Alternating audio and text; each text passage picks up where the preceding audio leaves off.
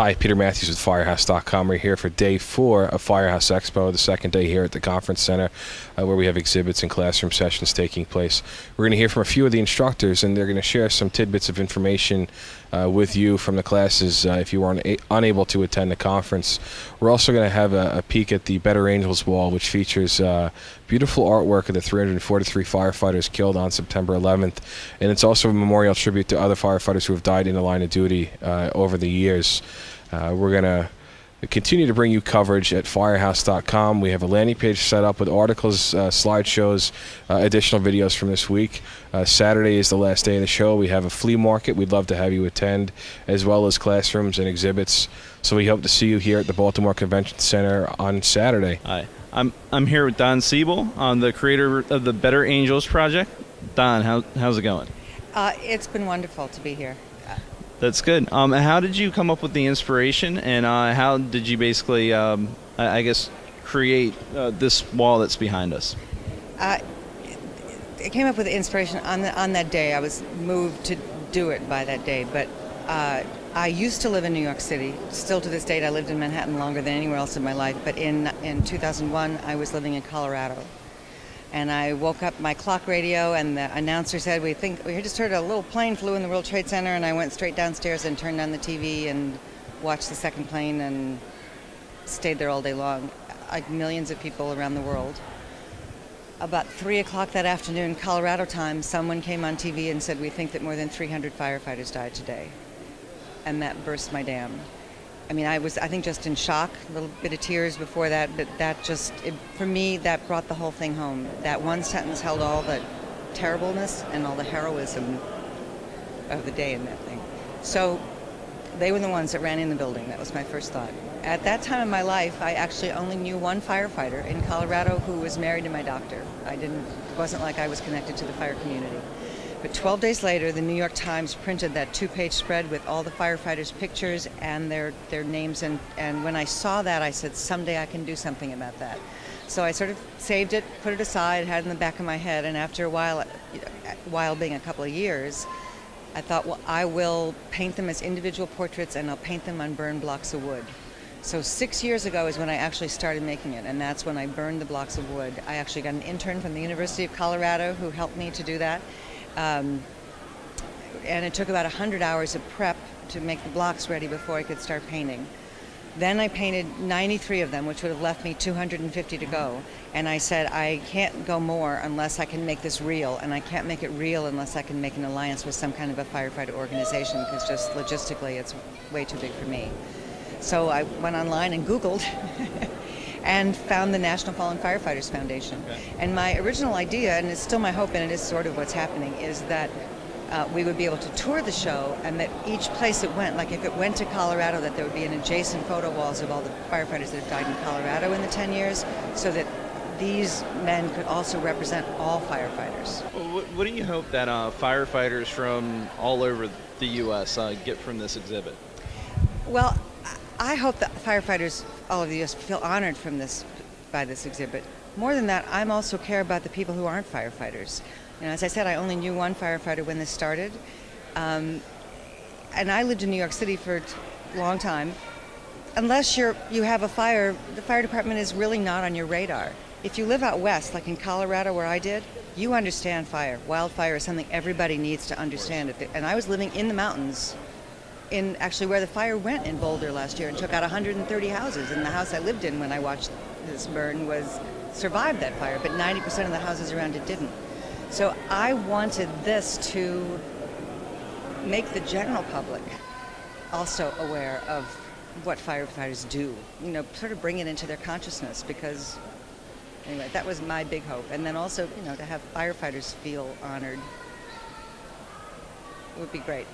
Tell me a little bit about, you know, your presentation and, you know, what you were trying to drive home with the culture. Well, the bottom line is, as you know, the 16 life safety initiatives of the Fallen Firefighter Foundation, the first one is to change our fire safety culture. Well, I happened across this book by Dr. Edgar Schein called Fire Service Leadership and Culture, and it really does explain how we got to where we are today and what we have to do to fix it. So Shine says we need to really look at really what makes up the DNA of being a firefighter and how that's been translated through time down generation after generation. And we have to come to grips with that and then change that if we want to change our behavior on the other end. So you're seeing some of the things that you were mentioning was get there fast. Everybody expects a fast response. Yeah, and Shine also points out that the conclusion I've came to is like the fire service is made up of 6 basic genes: fast, close, wet, risk, injury, and death. And that's kind of been what we've been doing for the past 300 years, and society has come to see that that's what we expect. We want that firefighter to get there as fast as possible, put their body between us and the fire, and save us. And we do that very well, but the challenge is sometimes it gets us injured and killed. And even society has kind of said this is part of what it means to be a fire service too, and that's what we really have to change. We have to say it's not okay for firefighters to be injured and killed, and we can do stuff to reduce that risk and save our lives. You were speaking about Mayday and not introducing some of the initial training. Well, yes, right now, as you know, Mayday still isn't part of the NFPA program. It's not in a lot of Firefighter 1 standards. And if a firefighter isn't trained to be able to do that, when faced with that decision, they aren't going to be prepared to do it. And that's a real problem. So what I've been studying for the past 5 or 6 years now is getting them to put their seatbelt on at one end and call Mayday on the other end, and they're both very connected. So hopefully this presentation will help the participants that came go back and look at their organizations and really work on those two things. And if we can get seatbelts and Mayday taken care of, I think some of the stuff in the middle will be taken care of also. Okay. Hello, I'm here with Battalion Chief Larry Collins from LA County Fire Rescue's USAR team. And he talked here today about the earthquake and tsunami in Japan. Larry, can you basically tell us about what you went into? Well, we were looking at what happened in Japan, of course, which is a catastrophic event in itself. 30,000 people died there. All kinds of challenges to the fire service there in Japan. Not to mention what happened with the nuclear event that's still occurring now, but the challenges that the Japanese firefighters faced. But we were discussing, in addition to that, how the corollary is with the U.S. challenges that we could face in a earthquake, tsunami, and even hurricanes, tornadoes, and other major disasters where you have wide area search, where you have a lot of people missing, possibly a lot of people trapped inside collapsed buildings, where your infrastructure is down, communications is down. You may have fire departments themselves also impacted or in some cases wiped out.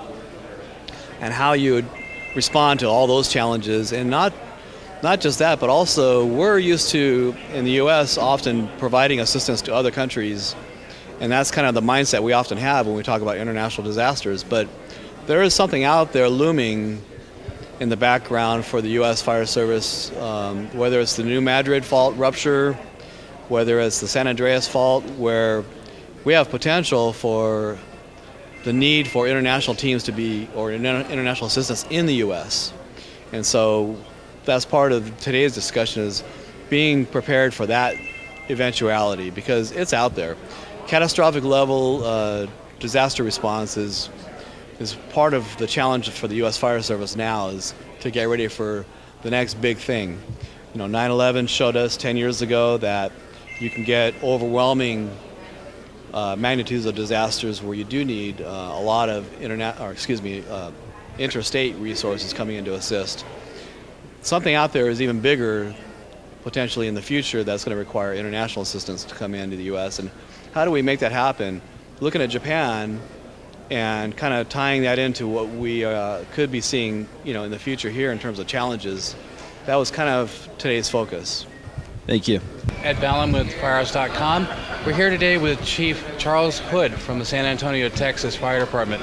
He spoke to a class about economic challenges and some things that his department has to do to compensate for budget cuts, and also some positive things that his department has done. Chief, thank you so much for talking to us today. Thank you for having me. Tell us some things about what happens with your department, the things that you've had to do to compensate for budget losses and etc.? Well, every department right now around the country is going through financial impacts because of the financial crisis in the country. So one of the things that we really want to do is make sure that we educate our city council, educate our politicians, make sure that we are as efficient as we can possibly be.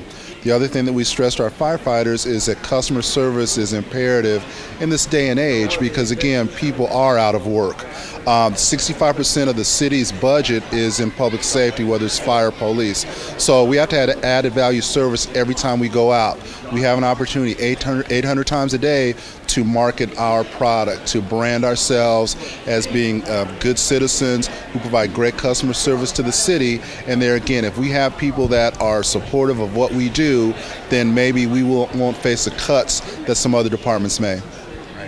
And part of that, you said that there was a number of things that your department has done to improve that customer service and improve the relationships you've had with your citizens. Can you tell us about those two as well? Well, one of the things that we really didn't talk about in there was the After the Fire program. A lot of times firefighters show up at the house, they put the fire out, they high-five each other, and then they jump on the truck and go back. But again, we want our folks to understand that the fire's not out until we've connected that citizen with the appropriate resources to help them get back on their feet. And so we put shower shoes on every fire truck, every ladder, every battalion. When people run out of a house, they don't put their shoes on, so they're standing on the hot concrete. We give them banker boxes because a lot of times the only thing that they're looking for are their possessions, their prize, pictures, and those things. So we give them banker boxes to secure their belongings. We also give them a resource guide in English and in Spanish to help connect them, and then we make sure that there's a social service connected to them prior to us leaving. So again, it is all about customer service.